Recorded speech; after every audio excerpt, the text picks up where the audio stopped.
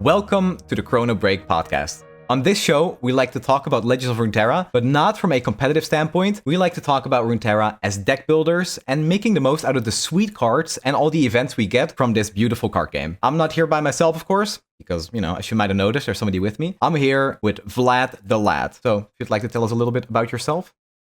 Yeah, sure. Hello there, Sunny. It's a great pleasure to be here. Again, I gotta say, you'll probably know me from my own channel, Vlad the Lad, maybe, or from the podcast that we had so far. Ever since, I loved Legends of Runeterra a whole lot, and I'm a content creator myself. And because of my busy schedule, I'm only uploading like weekly deck videos, but sometimes I find the extra time to do some more deck videos, reaction videos, or the podcast that we are having right now. All right, so yeah, as you guys might know, this podcast usually gets uploaded to the Variety channel, but after a few episodes of us getting into the groove, so again, you can check these episodes on the Variety channel. I'm moving it to my main channel. If you guys like what you see, we'll have an episode up every 2 weeks on a Wednesday. And yeah, if this one is just something you guys like, then we'll do that moving forward. But for today, it is a big patch day, so we're just not going to waste any more time, and we're going to jump straight into the changes and see what Riot has ready for us. Yeah, like right before we do this, I do have to do a very short clap for Riot here that they actually hold their promise this time, because most of the time they said they would do this monthly schedule, and now they actually did it. So the time between is 1 month, and they hold their promise. So it's a very big thing. And yeah, this I also gotta say before, this is totally my patch. Like elite support, they have Udyr support, they have reputation support. This is all stuff that I love. And I want to include a poll that I made on my channel, and people were mostly the same amounts excited about it. Like elite support and Udyr support and reputation got like 33% each, and Noxus champ were not so much, like 7%. And what's really interesting, that 0% said they are excited for the nerfs. So I guess most of the time people just love buffs and they don't mind having Mono Shuriman every game. So that's that.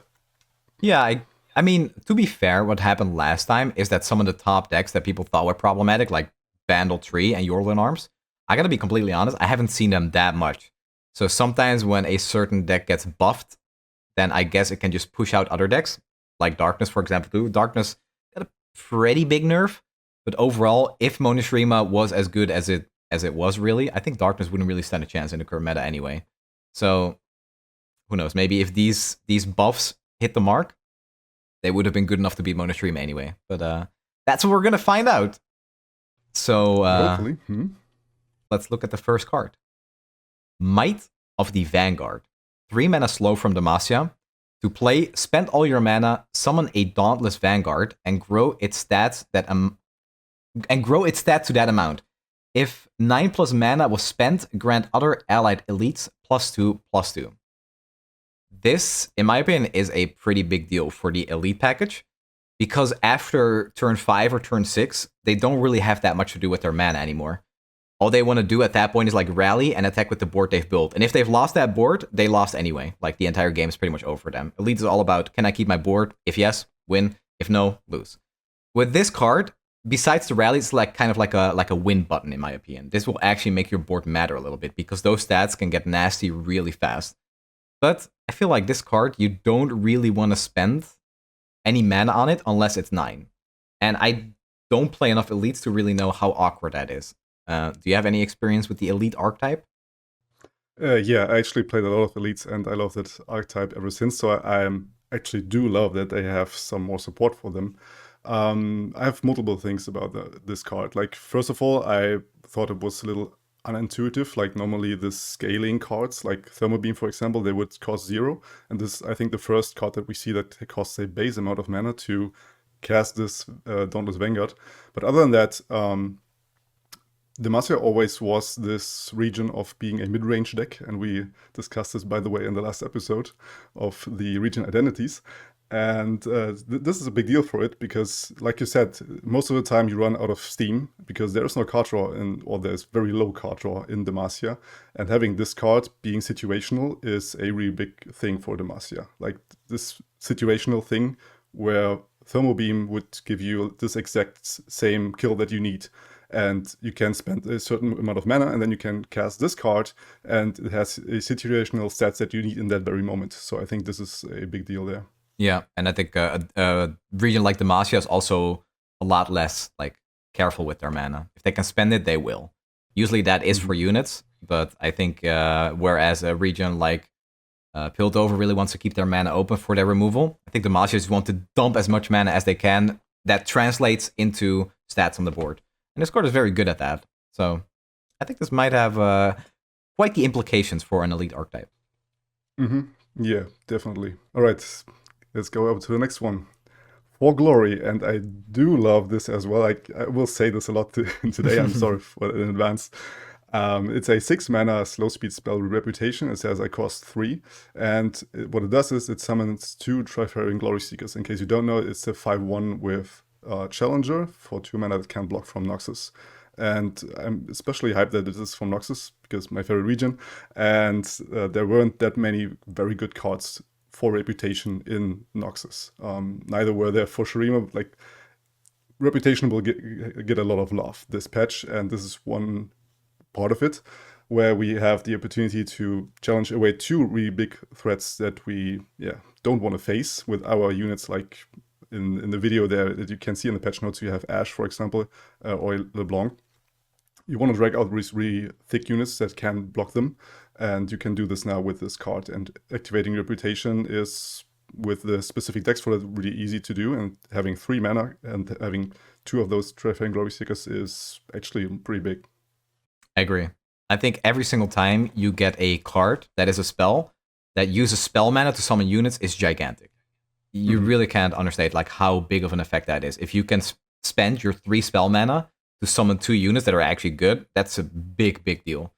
Now, you do have to activate Reputation for this, so I'm not really sure how much that is going to matter for like the early game, but especially on later turns, like this is probably, in my opinion, and I could be wrong about this, going to matter the most if you can find a deck where you can play the Incisive Tactician. I think I'm saying that right. The rally guy.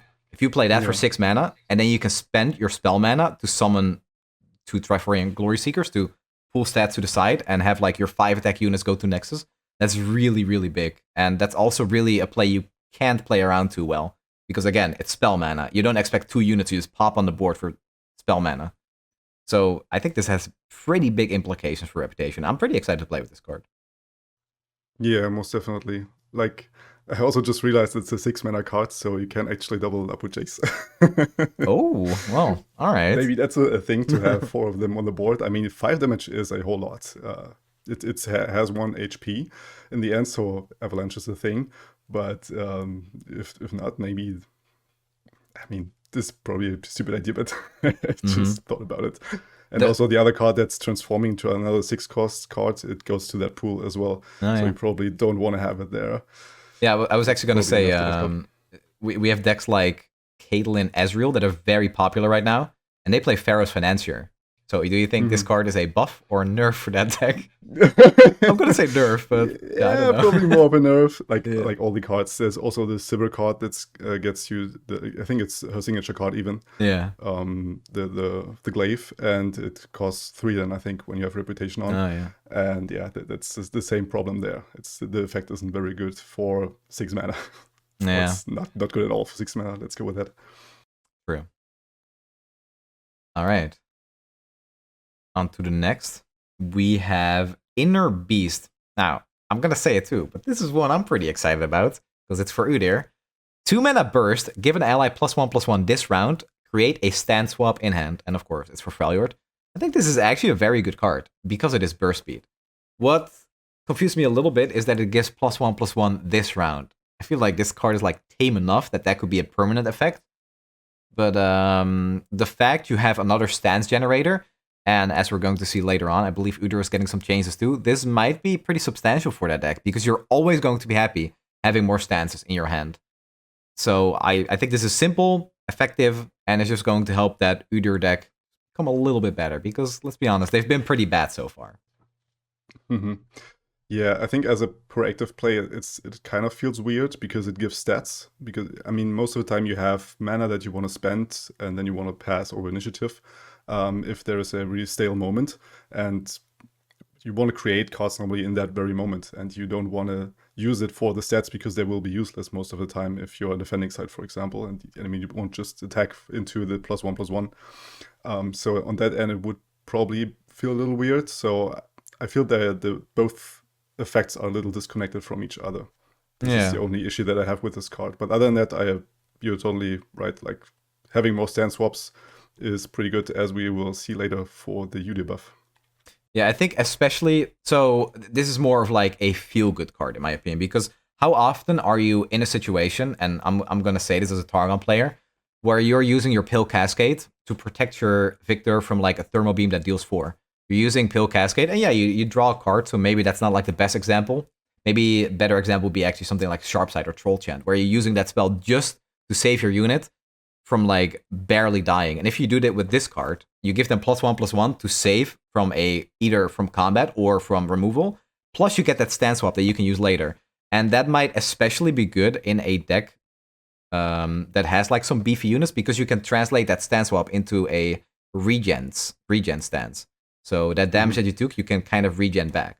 So I think that's like kind of like some synergy that makes this card feel pretty good, but it's pretty tame. Yeah, I'll say that. It doesn't look powerful on the surface.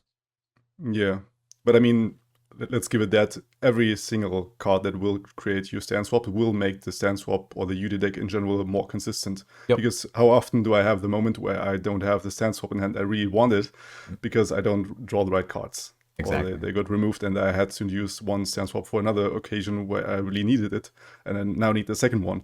So for those specific moments, you will now have more opportunities to actually create stand swaps. Yep. Yeah, agreed. More stances, more power. Good. That's it.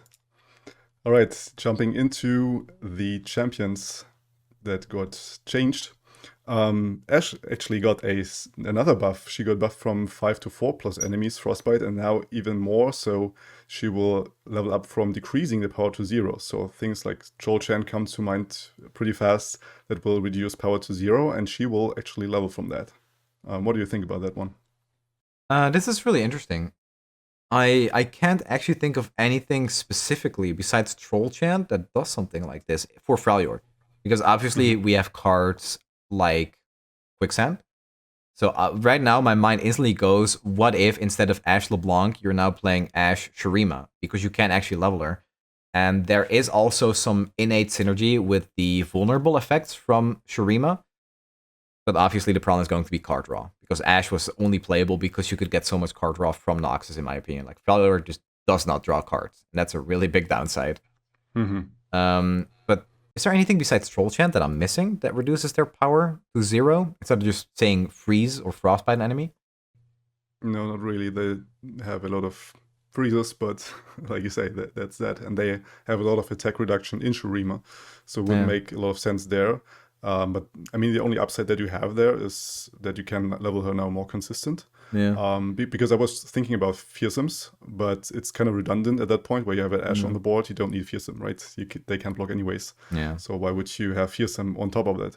But what you can do there is do either of both. Like, you can either have the leveled up Ashe and attack like that, or you have your fearsome units on your board, and you also have these attack reducing cards in your deck, because both you want to level Ashe and you want to make that the enemy can't block your fearsomes. Yeah. I actually think this is very interesting. Like, my mind, like I said, is just instantly going to Shurima. Like, what if you cut the Yeti package and you just play Shurima? Because Quicksand is just so powerful. Quicksand is honestly just enough reason to go to Shurima right now. I don't know if you even want to play Sivir. Maybe you just want to play Akshan. Maybe Akshan Ashe with Quicksand and with Desert Jewel. Could work, maybe. I think it might just be good enough for that. But again, card draw is going to be an issue. And another issue is that Ashe level up really going to be good enough to build your deck around Ashe? But it's an interesting change, and it opens up possibilities, and that's the best thing you can really ask for. Yeah, it's always a good thing. It makes her more flexible, and any card that suddenly has more options, in my opinion, is a success. So, good one there. Definitely.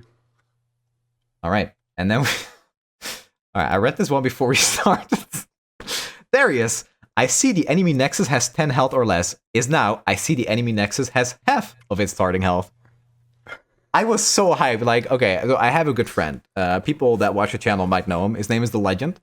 And he plays League of Legends frequently. And he is very good at the game. He has reached Master. I believe he's been Challenger for a while. And he is a Darius one-trick.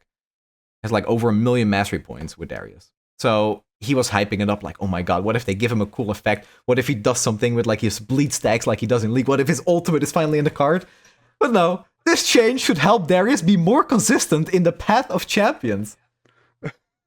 Okay, right? That's a kick in the nuts. My god. Yeah, definitely. Like, I just when I read this card, I was prephrasing the sentence in my mind. I will speak out what everybody thinks. Like, what the hell were you thinking, right? Yeah, honestly. When you actually touch Darius, why would you do such a nonsense change to him? Like, we say this as PvP players, right? Yeah. Let's stay with that.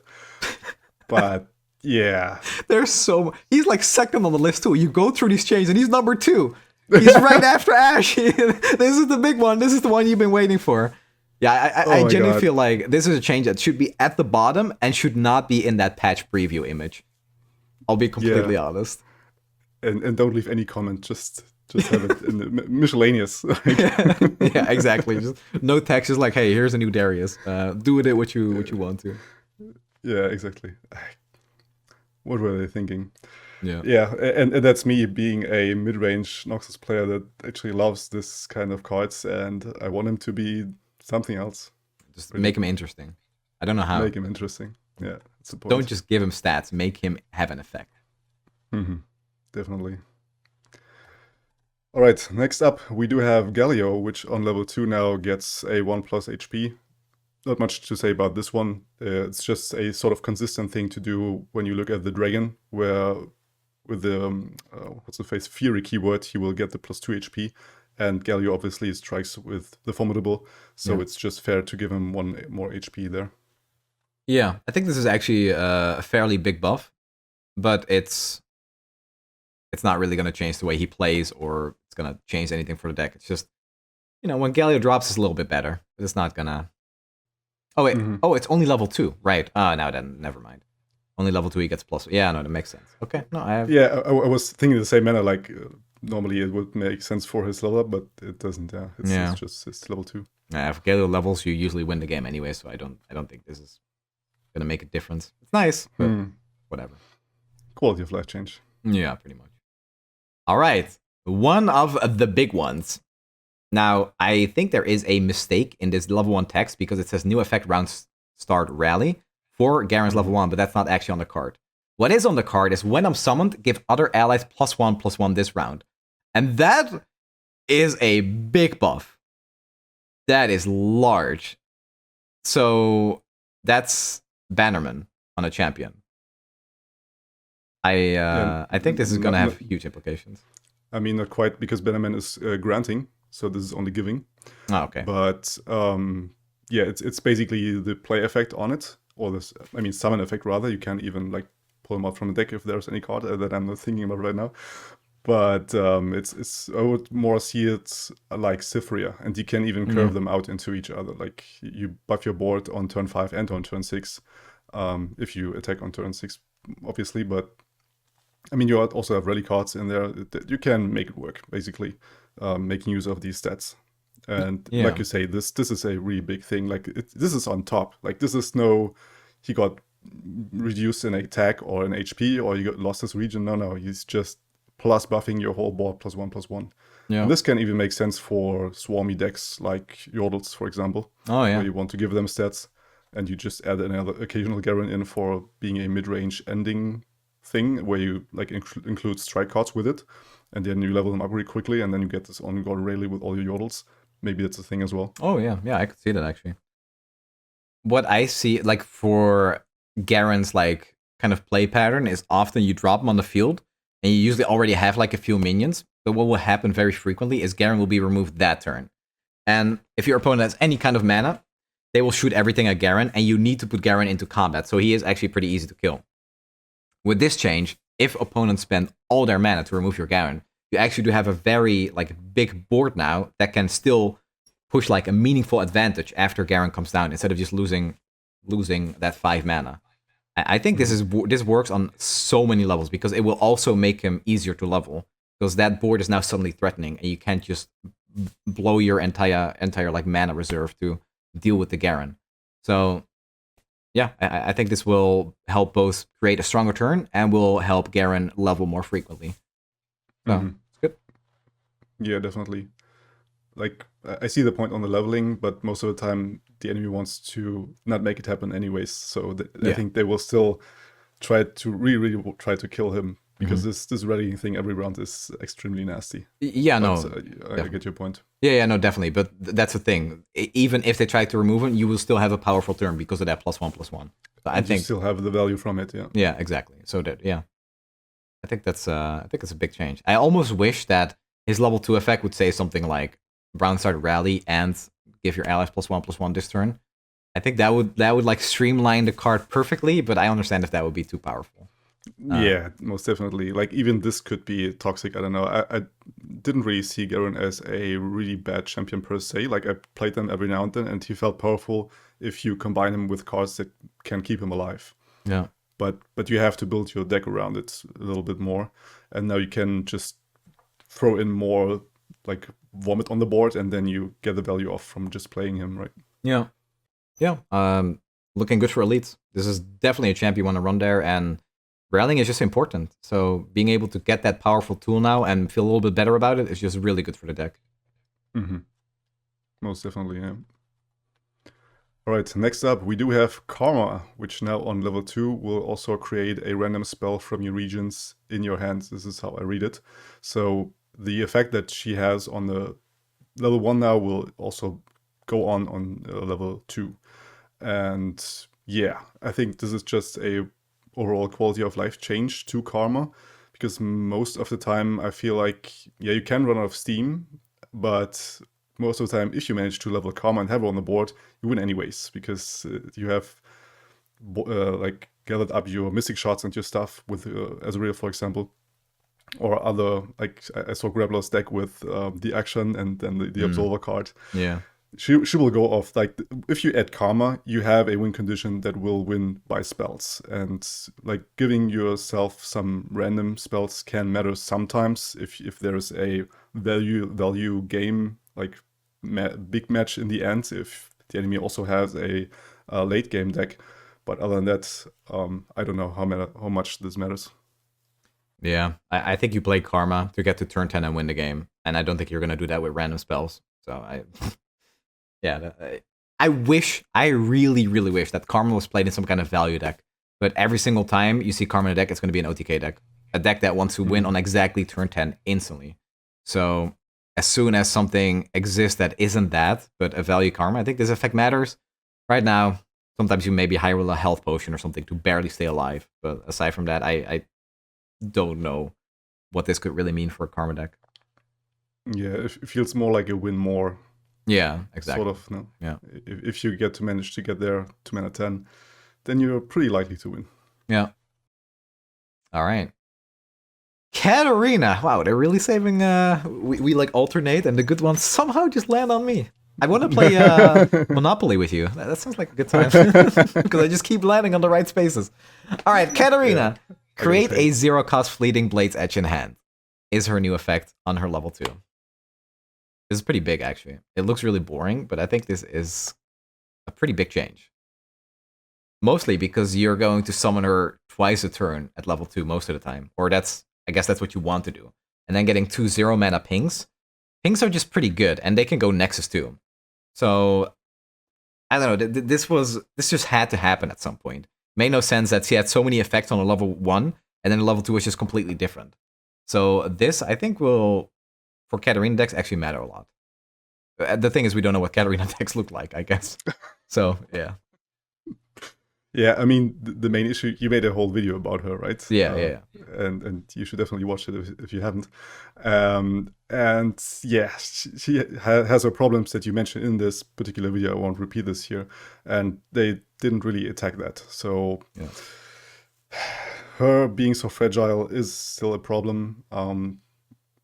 Her to go off and get like value from the rally is something that you have to build your entire deck around, and most of the time it costs too much and you are too slow in what you're doing. So I see this being good if you go off, if you have a turn 2 on level 2, and then you can ping. Yeah, I definitely see this, but the core issue of her is still not solved. This is what my problem is here.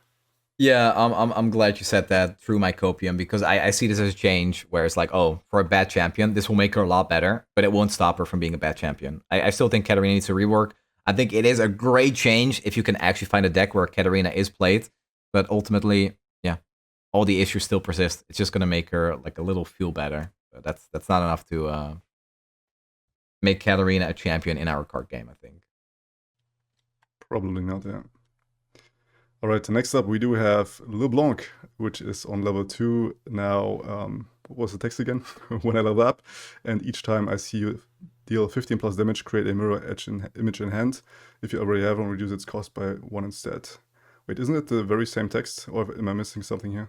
Oh, it's on level the up. level up also. Yeah, okay. So that's the buff on that end. Yeah, it makes totally sense. Like, was so many occasions where you have her leveled and you never get to get this mirror image, which is at least a little interesting for the champion. Like, when I saw her on the whole list, what gets changed, I really wanted her to be reworked in some shape or form. But at least now you can have it more frequently in your games. Like, you don't have to do this extra 15 damage to then get your mirror image. Yeah. And mirror image can be a pretty good card. Like, period. Yep. This is on many units. This can be a clutch card.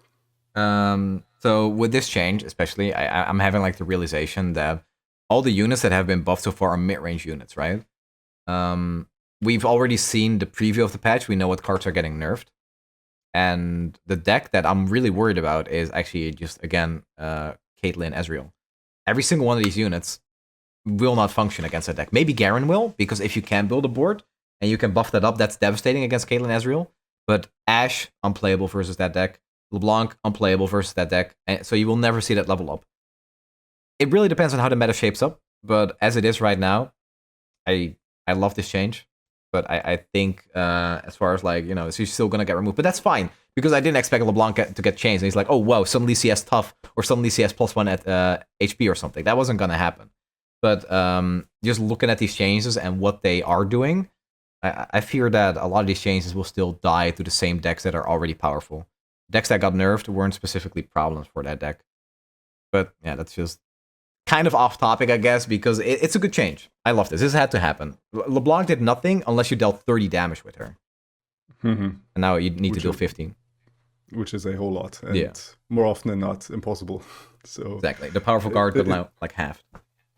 Yeah, and like the same thing, she also felt awkward that even if you managed to level her up, you have to attack a second time, and even then you couldn't use your mirror image because it's ephemeral. Yep. Like, you have to wait another attack and then use your mirror image. So it felt so awkward, and it just makes perfect sense to do it like this. Yeah, that's a great point, actually. You're right.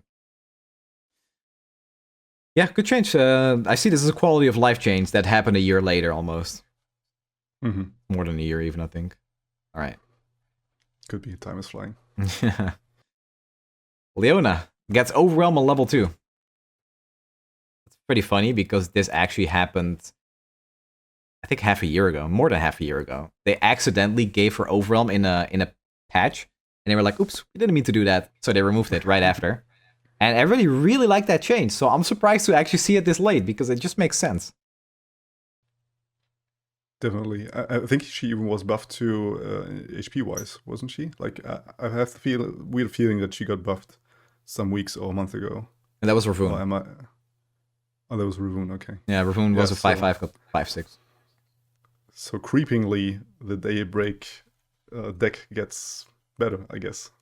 And definitely see Overwhelm is a must on Leona. Like, why you have to have a payoff for this level up, and this is a pretty good one, I think, because Daybreakers also has the same weakness like elites have. They have big stats and they very rarely have any impact beyond that, like no overwhelm, no elusive. That what you want to bring down the enemy. You just have raw stats and you don't even have rallies in jargon. So yeah, this is just a very good change, I think. Yeah, there is like a Zenith Blade in the region, but it's kind of hard to main deck that most of the time in a Daybreak deck because you can't really find a good space to use it because all your other units are Daybreak. So if you're playing Zenith Blade, that means you can't activate Daybreak on the other units unless you have Ravoon, which, let's be honest, is the actual champion in that deck. Like Leona, from my experience, doesn't actually do that much unless you also have Ravoon on the deck. And Ravoon doesn't do that much unless you also have Leona on the deck. Like, you need these two to really pop off. So, yeah, giving her Overwhelm will make that board-wide stun just a little bit better. And I'm pretty happy with that. Yeah, most definitely. All right, and next up, we have more stunning things coming around, which is Malphite. Still being the same stats and mana, but he now, upon play, will stun an enemy. And yeah, I don't really know how to rate this. Like, I get the idea, what they say, that a high-cost champion should have impact when he comes in, and I definitely see that. I mean, you can take out a big threat for one turn, for example, if the enemy has the attack token, or vice versa, you can take out a big blocker or a very nasty blocker. So it's sort of a quality of life change in that sense. But I think the very big thing why you want to play Malphite is having him on level 2 and then getting off his Unstoppable Force and then OTK the opponent. So I guess this is an effect that will make you get there, where you have to turn 2 Malphite or turn to the level 2 Malphite, and then you go off. Yeah. This might be a hot take, but I think this is one from so far. I think this is, next to Garen, probably the biggest buff we've seen. Okay. It's still a 7-mana unit, so I don't know how much it matters in that sense. But the fact that you can play Malphite defensively as a 6/10 tough, and then also stun the strongest attacker, is in my opinion, pretty huge to actually get to that turn where you're attacking with Malphite spell to win the game. I think Malphite is only playable with Shurima. So also the fact that that region has so many vulnerable effects. So you can choose what target you want to stun, and then maybe pull everything else that's vulnerable, like to the side with your chips or something, you know, your small little 3/3s, and then go full Nexus blast with Talia and Malphite. I think it's a pretty big deal, depending on what turn you use that stun on. It will make getting to your powerful attacking turn a little more consistent, and it will make your actual attacking turn also just a little bit stronger. Depending on, of course, how you play it, because if you're stunning something, and you then use your Malphite spell, you're kind of like overriding that stun that you already have. So in that sense, it means a little less. But that effect is already so powerful that I think it's just like it's like a nice to have thing. Big change in my opinion. Right, I can see this. I mean, at least for me, it makes me, myself, as a deck builder, being eager to build another Malphite deck and just try him out again. So only for that, it's pretty good to change him in any way, or buff him rather. So yeah, that definitely playing him, and yeah, not playing Yasuo like I like this little detail here. It's a Yasuo buff, yeah. Yeah, where they said makes him a better pick with Yasuo. Well, they're not wrong. I think that has to be one of the most satisfying effects in the game. When you use Malphite spell with a Yasuo on board. That's beautiful. Just across the entire board. Happens every 20 games, but when it goes off, exactly. It's awesome. Yeah. I play for that one moment. And level 1 Nasus gets his Fearsome back is the next change. Yeah, makes sense, you know. The deck has been power crept a little bit in my opinion. Nasus has also become worse with the introduction of cards like Minimorph, with cards like Stress Defense, stuff like other stupid Bandle City cards, Wallop, whatever, you name it. So yeah, I think this is a pretty fair buff. Yeah, I can even see him coming back in with the Thresh Nasus that we had. Yeah. We had actually a pretty long meta with Thresh Nasus. Yeah. And even when he wasn't meta, he was still pretty strong. So in certain metas, I say, like there were obviously metas where we're running a lot of the cards that you mentioned, but yeah, I can definitely see him coming back from this, or with this change coming back to the meta. Yeah, I agree. Yeah, I could see that. It's it just feels really stupid to have your huge Nasus be jump blocked by like a spider or something. It just makes no sense. I don't really play the deck, not a huge fan, but I like the existence. It's a cool concept. So bringing that back a little bit is pretty fair, I think. Especially with cards like Ashe coming back, potentially. That's already a Nasus counter. So, all fair. Yeah, definitely.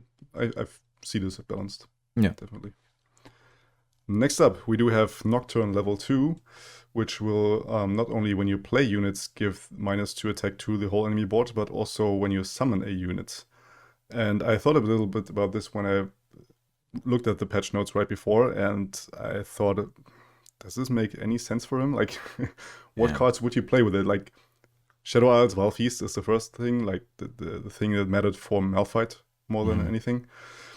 But this summoning, I think there's no Nightfall card that will actually summon a unit, and then you will have this effect. Like, instead of playing it. The only thing that I saw when I was browsing for it is the Aphelios and his weapon that will summon a unit. Oh, that's interesting. So Aphelios is a Nightfall card, so maybe that matters sometimes.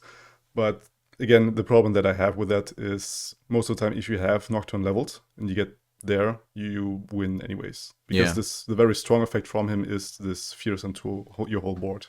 Yep.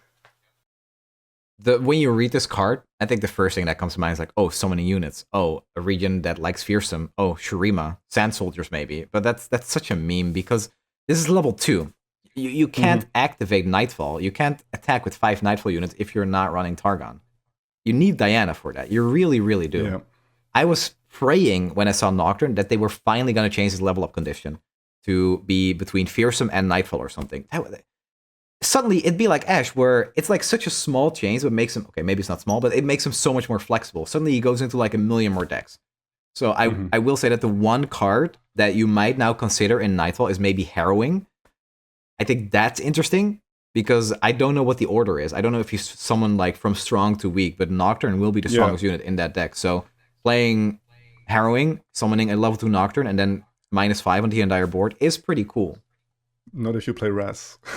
Oh, like true. I have this fearsome deck that I really love, but it's not that much viable. I run Harrowing in this deck, and then you have Raz and all these fearsome units. Like I only run fearsome units in this deck, and Nocturne is there as well. And sometimes he gets to this level 2, so there it might matter. But at this point, I maybe have 2 Razes, and then the enemy has -4 attack anyways, and maybe another Spiderling that will have another minus attack.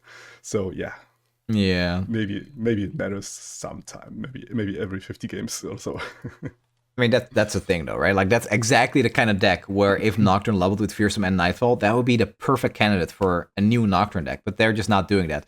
And I have, like, a feeling that they're not doing it because it's going to be like a Mono Shurima V2. They're like, oh, yeah, let's just give Azir a level up condition where it works with landmarks and unit. And then they're like, oh, let's give Nocturne something that works with Fearsome and Nightfall. And suddenly, Nocturne's everywhere. Tier 1 deck, Tier 0 deck, out of nowhere. And it's aggro too, so everybody's gonna hate it. I can kind of respect it if that's like the reasoning and you're deaf, so you don't really want to like just put that out there. So maybe they're just protecting us from something that we don't know about. But overall, I think Nocturne leveling with Fearsome still makes sense. And for that reason, I'd like to see it. Make a champion more flexible is always a good thing. Yeah, me too. Like, try things. Like, if you go with this monthly schedule, people won't be mad. They will just stay away from the game a little bit more, or maybe just stay away from ranked 1 month, and then they come back when you change it back. Like, if it really blows out like you were saying now. So, like we said multiple times in the past, just experiment a little more. But we really can do that. Exactly. So, all right, well, we're going to get to that later again, but I think that's fantastic that they are trying to experiment. I think so far what we've seen is pretty tame. But last month with the Mono Shurima change was huge. And the fact that they're coming back a month later, like, okay, we overshot a little bit, and then they're readjusting, so good. And I hope they do that more. Yeah. Just experiment. Come back. That's the exact same thing that we want to see, Yeah. All right. Was it my turn? Was it your turn? I don't quite recall. I'll take this one because I love him. Noxus, you go. Yeah. Our big boy is going back to, not being a 3/6, but a 2/6. So they kind of go in the middle where they nerfed him from 10 attack to 8, and now they're rebuffing him in 1 back. So it's right in the middle spot where he has a 2/6 on base level 1 and a flat 9/6 on level 2. I guess most of the time it will only matter for turn level 2 because, let's be honest, when do we play a level 1 Sion? Is this maybe every 5 or 6 or 7 games? I don't know. Not but even, yeah, this one maybe even not. but this one attack actually can matter at times because I think he really fell from grace when he just lost 2 damage. So the thin line between winning and losing was most of the time 1 or 2 HP. And yeah, so this is just a slight push into the right direction, I think. Yeah. Yeah, they found a nice little like middle ground. The thing that really annoys me though is that in Galio's level up, you can like see Sion standing there. So people were saying, okay, Sion at level 2 is now 8 attack, just like Galio on level 2 is 8 attack. And then they go ahead and buff Galio to 10. Yeah. And they buff Sion to 9. Right, why? I like Sion much more. Give him one more attack. They want to make our inner monks suffer. Yeah. Like with the twin disciplines change. Exactly. Yeah, the balance has not been restored. Yeah, I don't know. I really think that it might as well have been 10. Again, introduction of Ashe supposedly will make Sion worse already. Last time it was the introduction of cards like Minimorph and Wallop and Stress Defense that already made him worse because those cards started getting played more. So, yeah, I don't know. I do love the comment from a user where he was seeing that Sion gets buffed and then he said like, oh, he's coming back, and then there was a picture of the Minimorph unit. I love that one. Yeah, exactly. Yeah, when he got nerfed the first time, that was right at the start of Ari Cannon's reign of like terror, right? Because that was like the region with the 4 mana recall, the 4 mana stun, and Sion just, you couldn't even drop him because he just, be stuck in your hand or in your bench. So yeah, I think 10 attack even then was just fine. But whatever, buff is a buff. Okay, let's see. The next is Udyr. All right, here we go. Another big one. This time, Udyr gets 1 attack, and his level up condition gets changed, which I'm happy about because I actually really like this text. You've damaged the enemy Nexus 7 times becomes you've played Stand Swap 3 times this game. This is a massive change. I generally think that this will make Udyr playable instantly. Because people meme about his level 2, but the fact of the matter is you don't really get to see his level 2 very often because he isn't in a deck that wants to hit the Nexus very often. You have that deal 1 damage to anything, including Nexus, which will give him 1 on his level up, but then you need 7 more. And Udyr wants to be a finisher, which that's like the only thing that really made sense. If you've damaged the Nexus 7 times, your opponent's going to be low enough where when Udyr levels, he's going to be like a big stat stick, hopefully, because you've played stances, and then you give him overwhelm and he ends the game because your opponent's already low. But now he's much more of like a mid-range value unit, and that is exactly something that I want Freljord to have. I think it's really important that Freljord gets more cards like this, or they get card draw. Because right now, Freljord is kind of a joke if you don't pair them with a region that can at least draw some card or generate some value. So I think that this change might actually make Udyr Victor a pretty good deck. I don't know if that's instantly like me with the Copium, where I want to pair him with Victor, but that's like a deck that was like on the brink, and now it feels like it could be pretty good. Because you want to play 3 stances, and that means that for Udyr's level 2, he always gets +3/+3, right? Baseline, basically. He's going to be a 9/8 when he levels every single time. Yeah, that's actually true. That's thought about it. That's pretty big, because even with cards like the 2 mana Volpine Wanderer, you get a stand swap. You can have the 2 mana burst speed spell, and then when you play Udyr, you can get a free spell sometimes. He is pretty often just going to be level turn 6 or 7. I think that's pretty. That's a pretty good finisher in my opinion. Suddenly, Udyr is actually like doing what he's supposed to do in a deck. Yeah, like when you were talking, I was like yeah, maybe give him more HP, make him more resilient so he can actually go off and strike and do his stuff and his value generation. But as you talked on, I was thinking about all the changes that we have, and we will have another down there from a follower from him. It can also be pushed over the edge at some point, and maybe only buffing his attack is the right way to go to still have the opportunity to remove him. Because like you say, we have more opportunities to create stand swappers now in hand.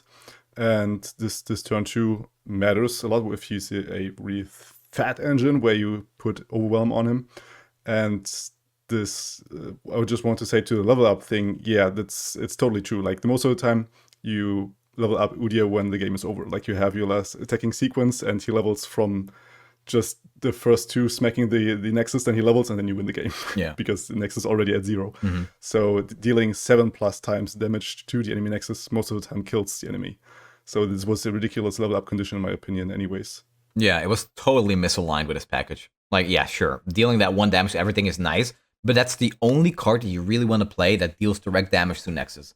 Maybe the Tusk Speaker, the 3/2 that deals 1 to both Nexuses.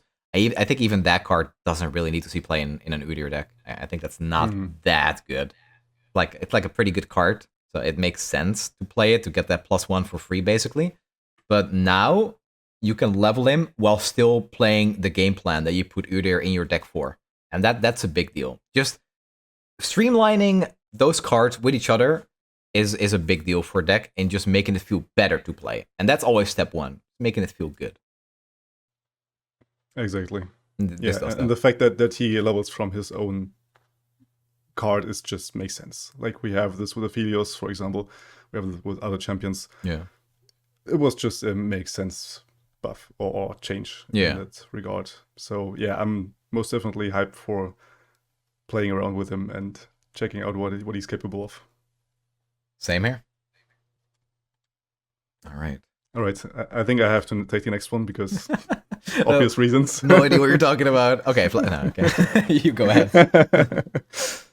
Vladimir now gets the fearsome keyword, and I think the wording again is a bit off here because it says the same text on both sides, or they just want to double up and say he also gets fearsome on level 2.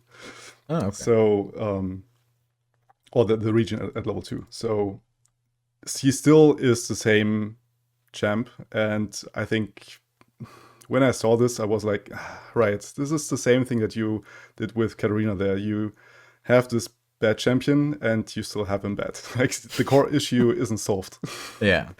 The core issue of him is that he comes down on turn 5 and has 5 HP, and at that point the enemy almost always have an opportunity to kill a 5 HP unit that is attacking, because that's the point with Vladimir. You want to attack to get his effect off. Other than that, he's just a back row unit doing nothing at all, and he isn't an engine or anything. He needs to attack. So just give him the regen on level 1, and I would be fine. But fearsome, really? Like, most of the time you do want to block with a high damage unit to kill him. So why does fearsome make sense there? Like, they say they don't want him to be chump blocked, but that wasn't the issue with Vladimir, in my opinion.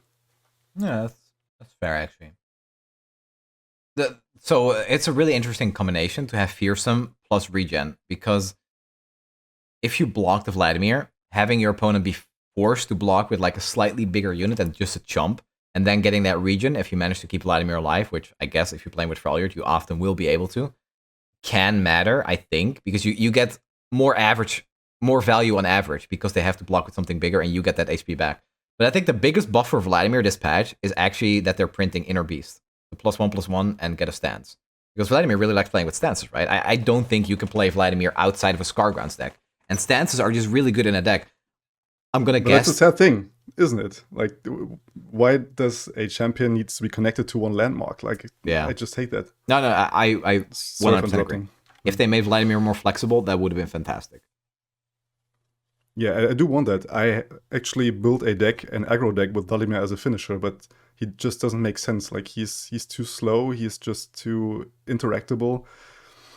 Do something different with him. Like, I was thinking about a decrease in attack, and a increase in buff, so making him a 4/6, for example.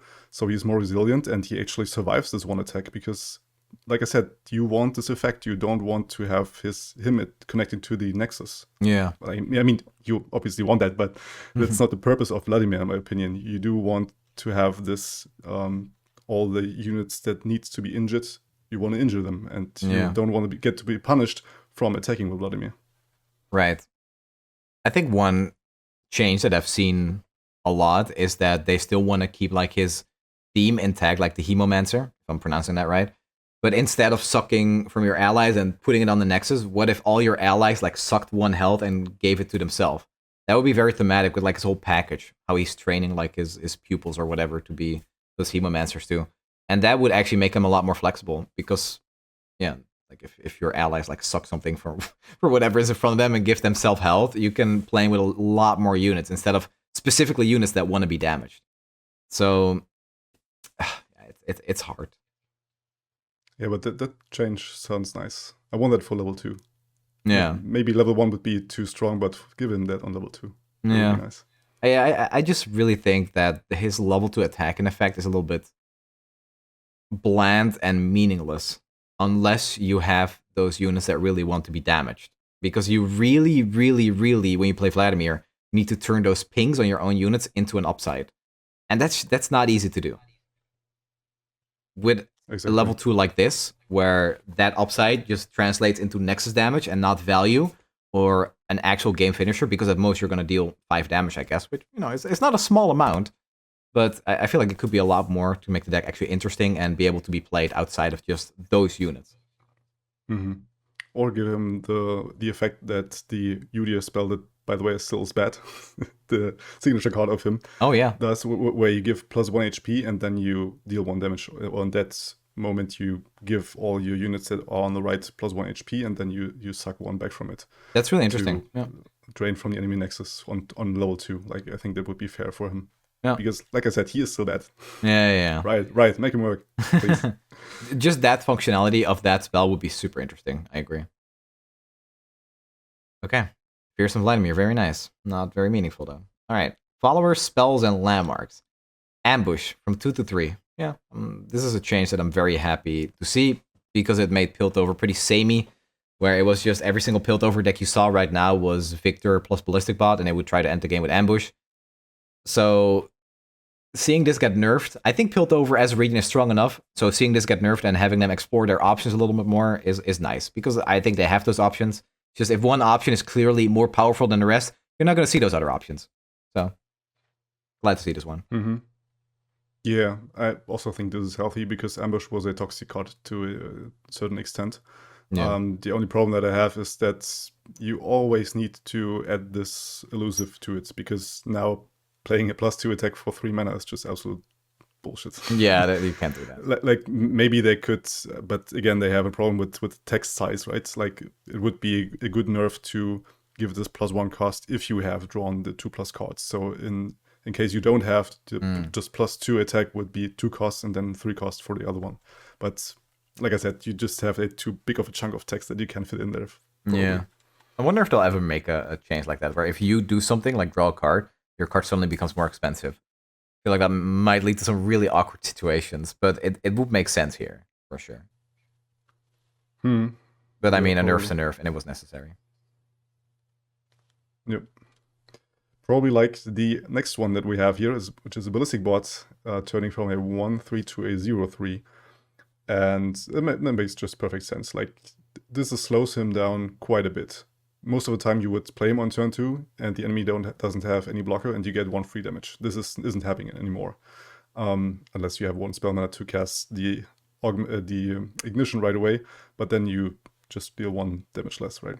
And overall, same like the ambush, it was a connection there. You had the ambush most of the time on this very huge Ballistic Bot, and now this is 1 damage less, which can matter at times as well. So yeah, not much to say. I just think this is a very healthy buff that needed to happen a while ago, because this is just one of the most ridiculous 2-drops in the game, really. Yeah. Besides Over the Dragon, maybe, but this is a champion, that's not a follower. Yeah, no, true. And I have the Dragon, as much as I hate the card, does need like some deck investment. This doesn't really need that. I don't think it's going to be playable unless you're like building your deck around it. But the decks that can use this card even a little bit are just incredibly powerful. So seeing it go down in power level along with Ambush, and those cards just go hand in hand, as I'm sure people who've played the game in the last month have seen, is a very nice change. So I'm happy to see it. And it was necessary. Piltover is still going to be a strong region, but this card just needs to be tuned down. I mean, it will be always good, no matter the stats, probably, because this creating a card every single turn, having a discard father for free, is already also awesome. So yeah, so it's still going to be powerful. It's just not going to be like some nonsense where the game is suddenly over because of Ballistic Bot plus Ambush, and that's very good. I'm glad they addressed that. Okay, the next one. Blood. I mean, was it yours? To be honest, this is a Vladimir card. I'm gonna let you have it. Okay, that's fair. Blood for Blood is this is one of what I'm talking about. We have talked about this in the past, and maybe I a little more than you, but it's a thing. Just make those very old cards work and give them some love again. And this is one of those cards where they actually did that. Blood for Blood is a card that almost never saw play whatsoever because it was interactable and now it's not anymore. And this is probably the biggest deal about this card. In case you don't know the card, you can read it on the side. But creating copies of your followers in conjunction with the self-harming archetype, I mean, this card was created for it, and now it actually makes sense, or it doesn't feel so bad anymore because it's not interactable anymore. Most of the time you play this and then you get Mystic Shot and you lose 2 mana for nothing. And now you can maybe play it on Edwin, or how he's called, and you get very good value. You get 2 followers for 2 mana. Yeah, now you can use it on a chonker. This is a big deal, in my opinion, because from my experience, you had these blowout games where you had to chonker Edwin. Crimson Curator, I believe his official name is, where sometimes you had these blowout games where you had a Crimson Curator and you would go completely off. You generate like 5 cards, and that value was just enough to just completely stomp the game. Suddenly, those kind of games are actually like achievable and consistent because of this Blood for Blood change. I actually do think that if you play the deck a little bit slower, like with a little bit more like controlling tools, maybe you want to play like some stances, a Scorched Earth, whatever, and you play a Blood for Blood so you can get that insane value generation on the Crimson Curators, I think is potentially going to be a really big deal for Vladimir decks. The thing is, Vladimir still kind of sucks, even though he got Fearsome. And I don't know if that's going to be enough to really make the deck playable. But the fact that you had a deck that could sometimes generate cards, but often was left empty-handed, literally, because you couldn't draw or get cards, with this could be a very big change, because this is 2 cards if you use it on a Curator. Yeah. I don't know. Thinking about something, but I forgot it. If anyone, so this is pretty funny because the Crimson Curators are 3/3s, right? I don't know if anyone here played Hearthstone like many years ago, but there was a very famous card, which I forgot the name of. Grim Patron, that's the one. Grim Patron. It was a 5-mana 3/3, and every time that unit took damage and survived, it would summon another 3/3 Grim Patron. So you would have these spells where you would deal 1 to your entire board. You would summon like a board full of Grim Patrons, and then you would buff them up with attack buffs, and then you would play a card that would give them all charge. So you would send them all to like your opponent's face. And it was so powerful. And it's pretty funny that we now have another 3/3 in this game that can like keep summoning 3/3s, except they don't get summoned on the board, but they get added to your hand. But it is that kind of like infinite value generation almost that I think is pretty funny, because it reminds me of that. Because you are using this on that 3/3 that creates Crimson units, but you also get that Crimson Curator back in hand. So, you play Crimson Curator, you play another Crimson Curator, and they like kind of feed off each other because they both generate 2 cards every time they get hit with your Ice Shards or whatever that card is from the stands, the Ram stands. It is Infinite funny. Value. Yeah, but they kind of double up, and that could have big implications. One of my first decks, if not my very first, was Demacia Noxus, and I was playing it with Tough when Skyruns wasn't a thing. And there was Edwin was my infinite value generation there. I think I even run Blood for Blood, but I cut it very early because it's just bad. No, the thing that I wanted to say beforehand, now I reminded it. Is there any like upside from having a damaged unit? I just wonder. I don't think I can recall anything. Like, obviously, if you damage your opponent, you have Reynolds Flock and stuff. But on your own, I mean, I was just thinking if there is a... Besides stuff like Star Spring, I don't think so. Yeah, but I mean... Directly, if you have a damaged card, do this, like this sort of effect. Because this would enable it at burst speed, and this just what I want to say here, that this could be a thing there, but yeah, probably it doesn't matter now. Maybe in the future, if there's a card, if you have a damaged unit, do X. That's interesting. Yeah, the only other card that does that, there were 2 cards that deal damage at burst speed, direct damage, and that was Shakedown and Warning Shot. And now Blood for Blood gets added to that list. That could matter in the future. That is generally like a big deal. There's just no payoff for it right now to really make it matter. So. Yeah. I guess burst speed kill, like Warning Shot, kill with the 2-mana follower from Udyr, the 0/6. Oh, yeah. Actually true, yeah. It's a mini Warning Shot. All right. Next up is yours. These are the nerfs. Sundisk goes from when an Ascended ally levels up, advance me 10 rounds, to when an Ascended ally levels up, advance me 9 rounds. I think this is a good change because Azir and Zera just needed to come down later. I believe this means they come down turn 8 at the earliest, I think. What annoys me about this is that it's like an indirect nerf to Nasus and Renekton, because they're also like Ascended, and for them, yeah, that kind of does suck. But good change. People were saying just make it countdown 27, which would probably do the exact same thing without nerfing Renekton and Nasus. Well, it's the same thing, right? Yeah, okay, fine. It doesn't matter. It's the same thing. Yeah, good change. Whatever.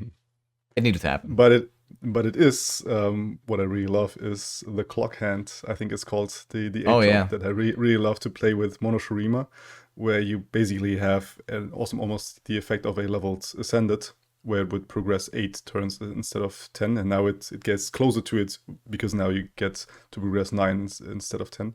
So it's almost like a leveled Ascended, the clock hand. Yeah. So, I actually wonder if you run countdown cards now because of this nerf. And then the deck. I think you probably run this one dude that countdowns 3, right? Yeah, the Esteemed Hierophant. 3, 4, yeah. I actually think Time in a Bottle might be better. But that's fair, yeah, because it's predicting. Yeah. Interesting. That I think this is a nerf for sure, but it might not be as big as we think it is because cards like that exist. And this kind of deck is not unhappy just playing predict cards. This Time in a Bottle is also, like, unironically, like, decent on the Endless Devout, the Sarcophagus, the landmark that comes from the Endless Devout, that one. Yeah. So, yeah. Yeah, most definitely, because it's at focus speed, right? Like, yeah. Well, and even the other cards that nobody plays, the Risen Altar. Oh, yeah, right. That's a similar thing. All right, next up we do have the Callous Bonecrusher, which at Reputation I cost 2, now at Reputation it costs 3 has.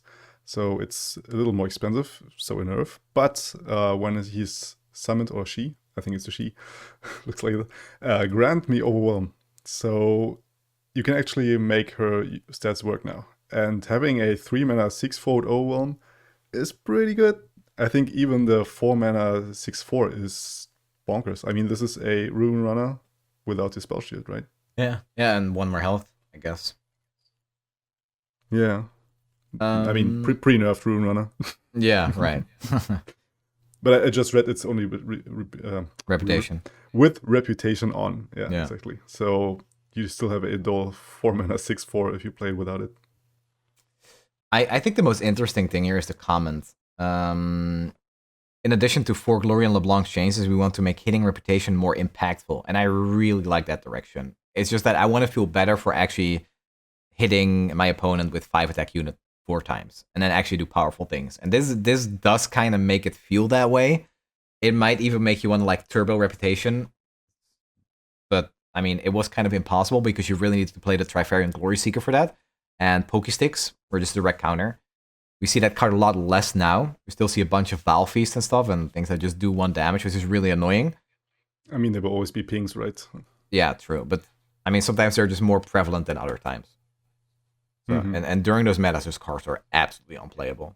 Like right now with I think in last meta we had a very small amount of pinks because control decks weren't really being played. Victor Riven had to commit a Mystic Shot. Monostreamer didn't run it at all. So I think this is a good change. It helps ending games. It helps doing powerful things when you activate Reputation. Yeah, definitely. Like I like what you say with the payoff from Reputation, because this is what I prefaced like in the very first minutes, that both sides don't have really good payoff where you say, this is why I want to have Reputation, this is why I'm including it. You will have those meme decks where you have the Thorn of the Rose, or she's called, the 2 mana that will convert. But those were most of the time meme decks, and you will run the draw card, the Noxus 1 4 mana, which turns into 2 mana. You run this anyways without the Reputation even. Yeah. So this is not a reason to run a Reputation deck per se. And yeah, so are the other cards. Yeah. Yeah. I don't know if it's going to be main deckable, but I like that they're looking at cards like this to do potentially better things for a deck that has felt pretty bad to play in the past. Okay. Hyara Allseer goes from when I'm summoned. Sorry? This is a big one. Yeah, for sure. It went from create a stand swap in hand, it costs 0, to when I'm summoned, create a stand swap in hand. The first stance you play each round costs 0. So it basically has the exact same effect because it will generate a stand swap, and that will likely be the first stand swap you play this turn, so it costs 0. And then going forward, every single stand swap you get will also cost 0. I really, really like this change because it will help Udyr be more powerful, obviously. I think the early game cards that create stand swaps are already pretty good. Even the Shaman's Call, I think the 6 mana burst speed that generates 2 of the 3 cost stand swaps, has been pretty good. I think better than people were giving it credit for. Fullbind Wanderer is just an extremely playable card. And now this, making stand swaps feel even better. Downside being it's on a 6 mana card. So I'm not really sure there if you want to put like 3 of them in your deck, but 1 or 2 I can definitely see in a deck that really cares about what Udyr does for them. Yeah, it feels sort of like, I wouldn't go so far and say it's sort of a Revan-ish card now, but what I mean here is that you have this value generation going on. Most of the time you have more than one stand swap in hand, so this one that is created costs 0, and for the next turn you don't even need to create another one because you now have more cards even to create stand swaps, plus you even now, in some games I had multiple stand swaps in hand, so she will just reduce it for the next turn to 0 already. I don't know really the interaction though. The first stand swap you play each round costs 0. Like, what happens to the stand swaps that were reduced to 0 already by Udyr? I think what happens is the round starts, and if you have multiple stand swaps in your hand, they will just all cost 0. So you got to make sure that you don't play the one that was already reduced to 0 by Udyr. Exactly, yeah. We've all been there. But probably. Like, you always play the card that is non-revealed from your card when you have 2 copies of the same card, and the revealed one, you play the non-revealed one. Exactly. This always happens. Yeah. Oh, but now they even add like the eyes on top, and I still mess it up. So I'll probably mess up this one too. Yeah, but like you say, awesome change, and definitely a 1 or 2 off in Udyr decks now. I can even see this as a 3 off experimentally, but yeah, this would. I mean, this is all speculations and stuff. Yeah, I think you're right. I think this could be the top end in an Udyr deck. So I had this deck, this Akshan Udyr deck, which I really, really liked. It was actually just one of my favorite decks to play, and it had 3 copies of ARAM. And ARAM, as fun as the card is, and as playable as it sometimes might be, I think it's almost never really the optimal card to play. And that's like, I can't believe I'm saying this, because, you know, if you play Freljord, you gotta play ARAM. But if you replace the Hyara Allseer for the ARAM, I think you suddenly have like a very playable deck.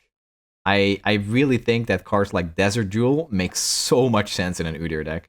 It's like crazy how well this goes with Shurima, and this makes that even better. So I'm very hyped. That might be my day 1 deck. Yeah, definitely. That's basically what I meant by that's a big one. I think it has a lot of implication, and it can go a long way. Yeah, we'll have to see about the 6 cost, but if it's not for that, it's very powerful. Okay, next up, we do have the Swiftwing Lancer, which is just basically from type-wise going to Elite, and I think this had it to happen? Or why was this not a non-elite in the first place? I was actually playing a Garen deck like earlier this week, and I wanted to put this card in my deck to have some elite synergy, and I was like, why? This isn't elite? What? Why is my Penitent Squire not active? Oh, right, that's why. What the hell? Yeah, That's the exact same thing that happens to me every single time that I want to build an elite deck, and I'm like, mana 5, what can I put in there? Oh, this card looks pretty good. A 5/4 with Challenger for 5 mana, and it's a non-elite. Yes. But like this dude looks so elitish. Yeah. Like, if not he, who then? Like, what the hell? Exactly. And even he creates you another elite in hand, so it makes sense to include them in elite decks. So yeah. Yep. Yeah. This will be played in elite decks for sure.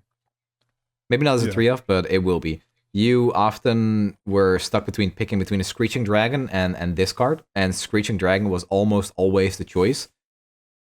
I think now Swiftwing Lancer might actually be better because we were complaining, or I was complaining, I guess, about Freljord not having card draw, and Demacia has the same problem. This creates a card in your hand that isn't elite, and that might matter. Mm-hmm.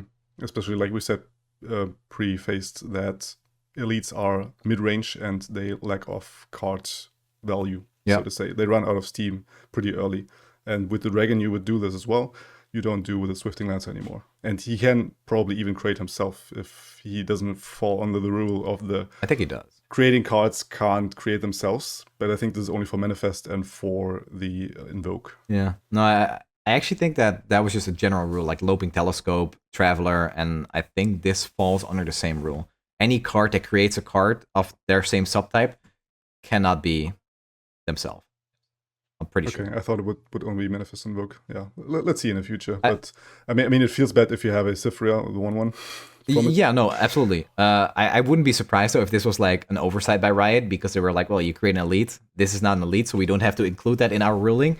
And now it is an elite, so they forgot about it or something. I could see Riot doing that.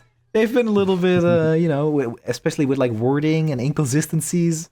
They tend to do that. So maybe in the first week we'll see. How dare you saying this? So maybe in the first week we'll see some Swiftwing Lancer create some Swiftwing Lancers, but it probably isn't meant to happen.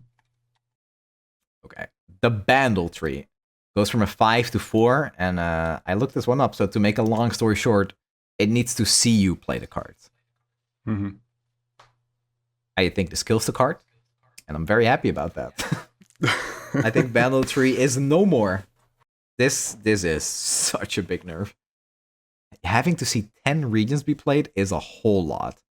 That's 10 cards. And it's only 1 mana cheaper. So I don't see this one coming back. Yeah, I guess flavor-wise it makes sense to have all the 10 regions, but balancing-wise it's at least needs to have like 8 regions or so. Yeah. To make it a little viable. Because it comes down on turn 4, and from that turn onwards you need to summon 10 regions, which is easier said than done. Like, Bandle Tree would go off the earliest, like turn 7, I think, is what I saw.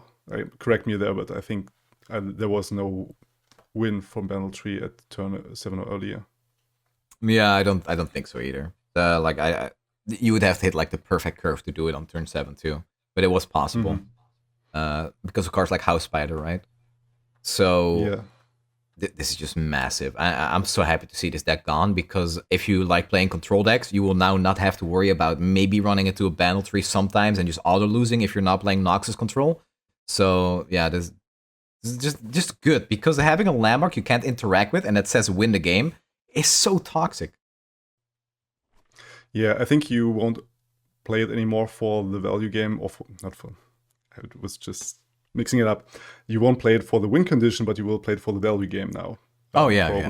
You will put it down on turn 4, and then you have this ongoing engine that will give you free followers, which can be a Atakan, but also can be a Cyphria turn, like the 1 mana 1. Yeah, it's like a bad ARM. Don't do it. Yeah, that's a pretty good comparison. Yeah, no, I'm very happy to see this one gone. Mm-hmm. Me too. I'm not sad. No, get out of here. But to be fair, they could have also wrote down, we killed this card. Yeah, exactly. We removed it from the game. Exactly. All right, next up we do have more elite support, which is the Vanguard Squire going to a 3-mana 3/3 now. So it has vanilla stats, so more, nah, I mean 3/4 or 4/3 would be vanilla. So it's almost as good as a normal 3-drop, but you can reduce its cost by every elite you summon by 1. And you only need to play 3 elites now, which is even a bigger deal to make a cost 0. Because this one Vanguard Squire for 0 mana Yeah, matters more often than not. Like it if does. you have 0 mana left and the enemy is like, okay, I won't develop anymore, and they will just react with spells, and then you pop down another unit, and then he has to decide, do I put down another blocker, or do I keep the spell mana or the mana to play spells? Yeah, I think this is a huge change. Yeah, definitely. I think this is an include now in Elite decks. Yeah. I mean, I include it beforehand, but not very many of them. Maybe 1 or 2 of.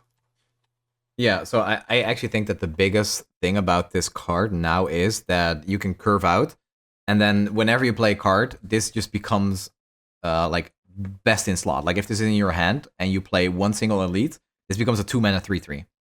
That by itself is good enough, especially like if he's 1 or 0 mana, that's obviously like that's huge. Just playing a free 3/3. But the fact that we have a card like Garen that buffs the board, the fact that we have that Might of the Vanguard, I think the name was of the new card, where you buff all your elites by +2/+2 if you spend at least 9 mana. The fact you can now drop like a free 0 cost, a free 0 cost, yeah, all right, a free 3/3 is really big because that's like +2/+2 that you don't have to worry about. That's just an extra unit that just gets that without any investment. Besides, it being a card in your hand, but the fact that you can buff this with your other elite cards and not have to worry about spending more mana on it is really big. And plays exactly into the kind of game plan that elites have. Yeah, I like this whole reduced cost thingy because For the Fallen is still a thing, and I can't count the games where I won with For the Fallen. People sleep on that card, I think, and it's still a very strong card, and with all these buffed elites, a way stronger card now. I'm kind of wondering, like this card, I think the card that gets actually buffed the most by this is straight up just Grand Plaza, but I don't know if that's going to be enough to bring it back. Being able to drop Grand Plaza and then play like a 0 cost to challenge something is actually like, okay, so imagine you're playing like elites. You play a 1-drop elite, you play a 2-drop elite, and on turn 3, your opponent is attacking. You play your 3-drop, and then turn 4, you play Grand Plaza, 1-drop, Vanguard Squire, and both of them can challenge. That's a huge pretty good hand. It would be a pretty good hand, yeah. You do need a kind of high roll, but just the fact that you don't get punished as much by not playing Grand Plaza on 3, but just the fact that you can play it on a turn plus a 0 mana unit to challenge something for 4 attack could be a big deal. Yeah. I would like to have Grand Plaza out of out of the ephemeral archetype. But the reality is really that elites lack card space anyways, board space, and having a landmark on the board doesn't help you with that. That's true. That's very true. You want to rally, like with cards like Garen definitely being in that deck, with just having to rally to win the game, means you have 1 less unit to attack with. So yeah, what you're saying is absolutely correct. But as far as like the technicality of it goes, this is definitely like a really big buff for Grand Plaza, in my opinion. But probably not enough. It just doesn't really fit the archetype. Okay. We have a nerf for Yorlin Arms. Give allies +2/+2, +4/+4 for 4 regions. Goes to give allies +2/+2. No, goes to +3/+3. Oh, okay. Chronobreak all the time is the change from +4/+4. Okay. I would have probably preferred to see an increase in mana. I think I'm not even sure. Do you think this is a bigger nerf than going to 6 mana? I think so, yeah. Because most of the time you profit from your white board, and them having 1 attack more, like especially all your Poros, I think matters more than having this 1 more spell mana ready. Okay. Because you probably will have this 6 mana at the round where you want to go off. Sometimes you curve out perfectly and then you need that 1 mana, but I think it's a bigger nerf compared to or the +3/+3 now is big enough compared to the other. Okay, fair. Yeah, I've not really played this card a whole lot. Played it a few times, and I'm still receiving hate for it. But I don't really have a good feeling for these type of decks. So I'm not really sure how much it would nerf. I don't have a good insight. But any nerf to a card will make it be played less, and that's just something I'm happy to see. Unless you're Poppy. I mean, was kind of wiped from the game as well as the Bandle Tree. At least it felt to me, even though they didn't get touched the last patch, and people were freaking out about it. I haven't really faced any of these. Maybe once every 20 or 30 games, if anything. Yeah, same here. And that's weird because I actually still think that it was one of the most powerful decks in the game. People were just excited to play Mono Shreema, I guess. And can't blame them.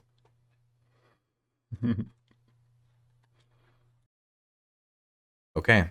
And then we are at the end, but we have another really big change that we could try to go over briefly, but the implications are bigger than any time I've said implications this entire video.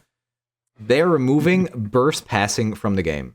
So what it used to be before, and this is something that a lot of newer players or inexperienced players don't know about. If you play a focus or burst speed spell, you can pass a turn to your opponent, then your opponent can take an action and pass a turn back. So you can kind of like do some bluffing. It only really matters if you really know what you're doing.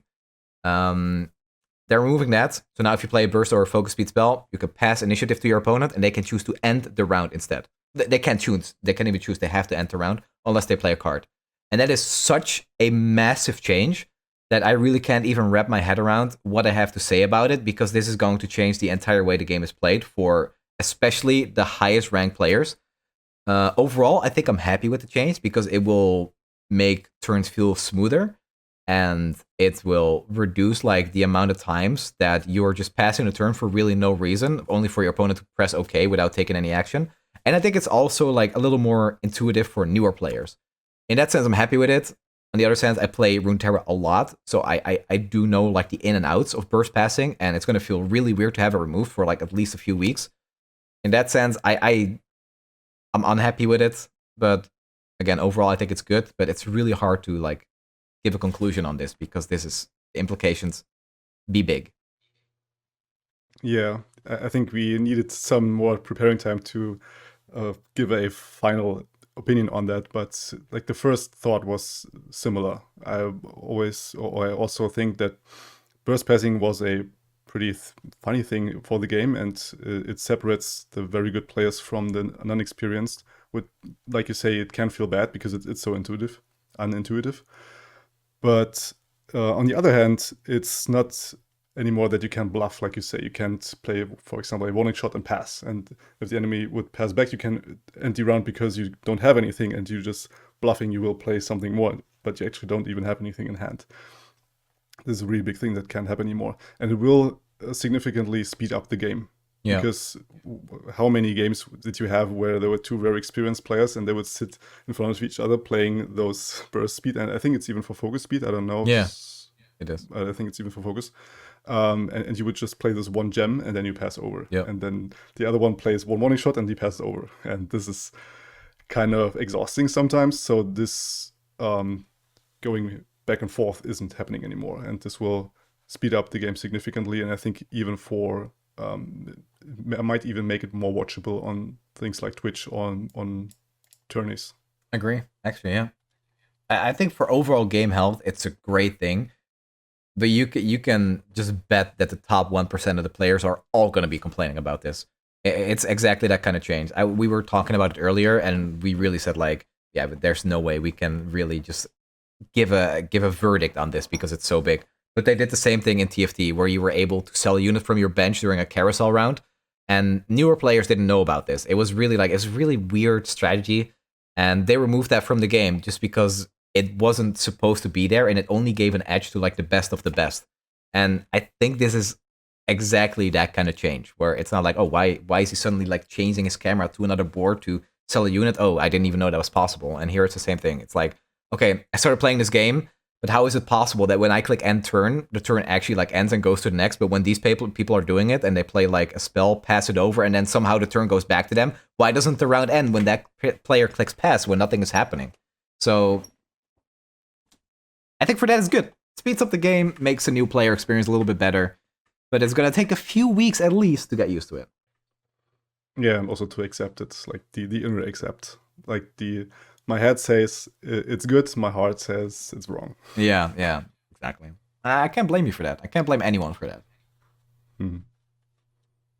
And I think with that, we have pretty much reached the end. There are some visual changes. There are some skins that the Arcane lovers, which, who doesn't like the hit show Arcane by now, are going to be pretty happy about. Arcane Jinx, Arcane Vi.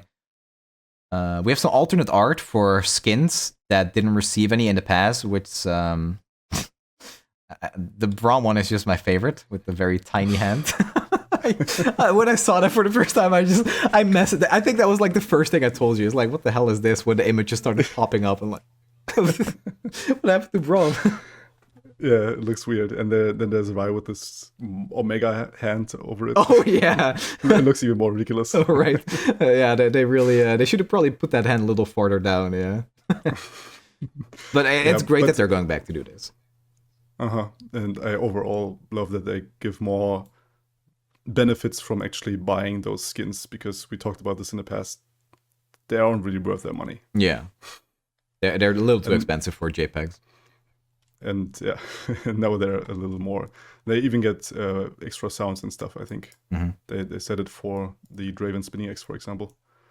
Or okay. Or is the VFX I think VFX is the graphics. VFX but I also think the sound is different from the ruined Draven. Like when I played against him, it was sounding a little more Shadow Isle-ish. I don't have that skin.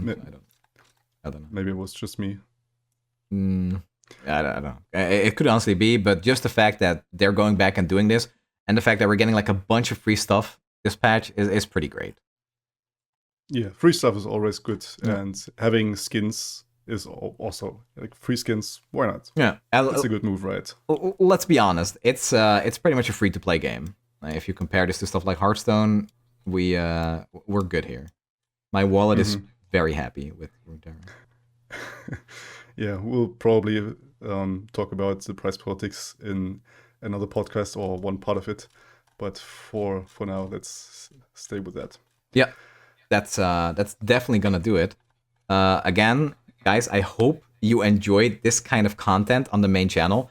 This used to be on the variety channel, but I think just because it's Runeterra and because me and Vlad have really gotten into the groove of it and it feels a lot more natural talking like this, I figured it's time to move it to the main channel, and what better time to do it than with one of the promised patches, the one that was going to make the game great again. I think overall... It's even the second anniversary patch. I bet that's why we're getting all the free cake stuff. Yeah, that makes sense. But overall, I think it was a tame patch, but the fact that the decks that were like the top contenders at high ladder are getting nerfed, and then we're getting tame changes on some of the other cards, I think we'll actually shake up the meta in a pretty big way. But I gotta say, when they teased that they were gonna rework older champions, I was expecting a little bit more. I wasn't just expecting Katarina and Garen to get like one line of text. I was expecting either full reworks or just more text, more implications, more flexibility. Yeah, we said it about the single cards, but overall, like you said, do more reworks, do some more experiments, we can take it, right? Yeah, exactly. Just definitely do that. Experiments, and that's the great thing about Monishima. People started hating the deck. People stopped liking watching the movie, because, I mean, I can't blame them. If I lose a game, if I know I'm gonna lose, I don't want to sit through like a 2-minute cinematic. But the fact that they took a chance, they buffed the deck, they kind of overshot it, and here we are a month later, they're nerfing it back down. They should do that again. Do it with Nocturne, make him level up with Fearsome, and if it turns out to be too strong, we'll see you in a month, and you nerf it back down, and suddenly, even with like some slight nerfs to put it into its place, we still have a champion that will be much more flexible. And I think that kind of back and forth is overall going to be very healthy for the game in the long run. Because with safe changes all the time, I don't think you're going to make the player base happy, you're not going to make the deck builders happy, and again, we can take it. We'll adjust to any change they throw at us. Exactly. So to wrap it up, a rating from 0 to 10? 7.